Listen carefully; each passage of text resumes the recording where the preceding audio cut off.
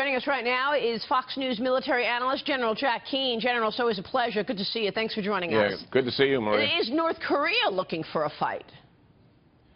Well, they're not going to start a fight with the United States because that would mean the destruction and the loss of their regime, in my view. But clearly, this belligerence and the developing ballistic missiles that could be weaponized with nuclear weapons certainly is a very dangerous and provoking act on their part. It's got our attention. It's got the Chinese attention. And Ambassador Haley there, who I think is a rising star in this administration, put it exactly right. Certainly we don't want to have a fight with North Korea. But what Mr. Trump has said is that if necessary, I will, because he's not going to permit the North Koreans to have the potential to launch a nuclear weapon at our bases in the Pacific, at our allies, or at the continental United States. So, I mean, why is this person taunting us this way? What do you think he's trying to say with these provocations? Well, he's done something that his predecessors really didn't do. You know, they got, his grandfather and father got nuclear weapons essentially to preserve the regime. They can deliver them, you know, from an airplane to South Korea. That was the whole thought process. But what he has done is he accelerated the development of ballistic missiles, medium range. He has some that you can put on submarines. He tested them successfully, not talked about too much in the media.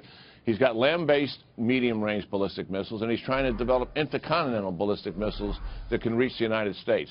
That mystifies China. It mystifies us as to what is his true intent in having that delivery means. And I think in the back of his mind, the more offensive power that he has, that he can demonstrate, the more concessions he will get from the United States and China. Yeah, but I mean, I think President Trump is trying to tell a different story, right, with his readiness. Well, the president is doing, I think, exactly the right thing here. He's taking this threat seriously. President Obama, strategic patience was the name, but it was do nothing. And that just mystified our allies, intimidated our allies quite a bit, South Korea and Japan in particular. We have reassured our allies with the multiple visits out there from Vice President Pence, Secretary Tillerson, and Secretary Mattis that we have got your back. We are not going to let this get out of hand. Yeah. And certainly President Trump's own actions have demonstrated that. And clearly he has made the first breakthrough in some time with China. We've given China now our diplomatic football to run with it and to see if they can work the North Koreans to denuclearize and stand down this ballistic missile development program. Yeah, that's certainly a big victory, given the fact that 3 presidents had tried to get China engaged in this conversation and was unable to do so. Let me ask you about the war on terrorism, General, because the top U.S. general in Afghanistan seemed to confirm yesterday that Russia is supplying weapons to the Taliban. He did not dispute the claim when asked about it while speaking alongside Defense Secretary Jim Mattis. Do you believe that the Kremlin is supporting the Taliban?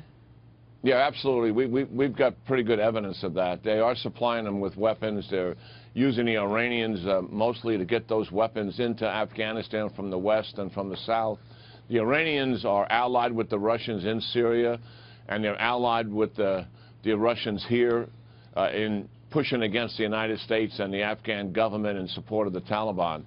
The Russians have taken a much more aggressive stand here than what they have in the past, and that's why the general's bringing it up, and also Secretary of Defense Mattis.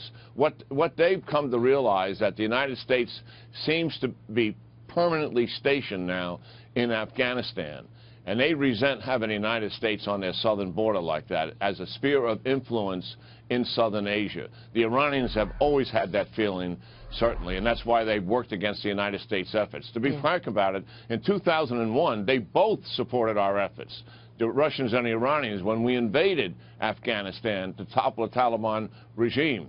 But now, because it's 16 years later, they are pushing us. They want us out of there. Yeah, it gets complicated there. It's true. Well, the Trump administration seems to be sending a strong message to Syria, meanwhile, following that chemicals weapons attack by Bashar al-Assad regime. Treasury Secretary Steven Mnuchin announced financial sanctions yesterday on 271 employees of a research center thought to be responsible for developing the sarin gas that killed dozens of people. Listen to this.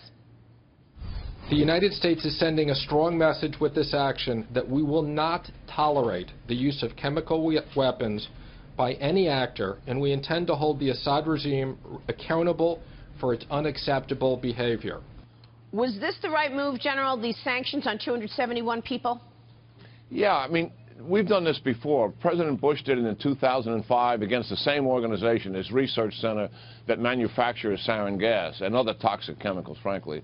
And we did it in 2007. You know, most of these people, as you can imagine, in a research center, they're not policy people, but they are people actively engaged in the development of this toxic chemical. And I think what we're doing to them, and none of them have investments in the United States that our people can determine, so we're not going to be able to access those investments and freeze them. But it does send a message to them, by name, they are committing a war crime and subject to international criminal prosecution. And I think holding them accountable by name is probably the most we're going to get out of that. It's worth taking that stance. And, I mean, we're a country that has strong moral values. Europeans feel the same. We've got to stand up against the use of a weapon of mass destruction like this on innocent people. We have to be accountable to taking that kind of a stand. So what would you say, then, are President Trump's victories in this first 100 days as it relates to foreign policy, then, General? I think it's mostly a win-win in the national security arena. And, you know, what happens to a president who takes office, he's got a domestic agenda, he's got to get that going, he needs the cooperation of the Congress to do that, and we see how some of that's frustrated here.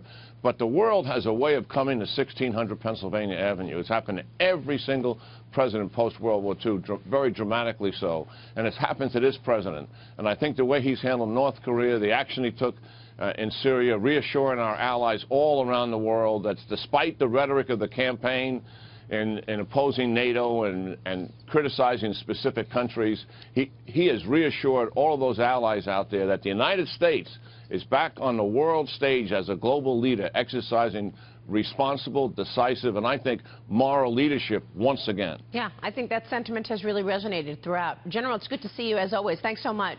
Yeah, good talking to you, Maria. General Jack Keane joining us there.